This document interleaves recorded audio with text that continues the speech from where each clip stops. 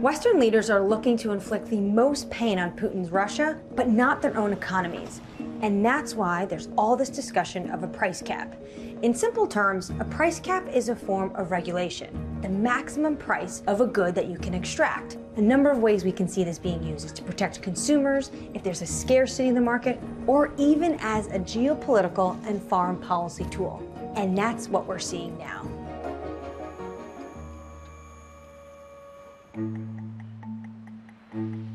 Russia is a commodities superstore and a top exporter of crude.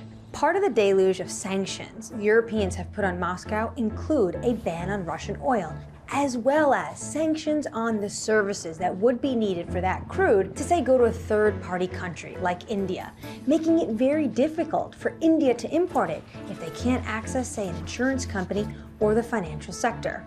If Russian oil struggles to make it to the global market, this can blow back on Western economies. Higher oil prices means higher gasoline prices. That's a headache for any leader, including President Joe Biden. And this is what Biden's top energy advisor, Amos Hochstein, told me after Putin's invasion. If we target the oil and gas sector for Putin and the Russia's, in this case, the Russian energy establishment, then prices would spike.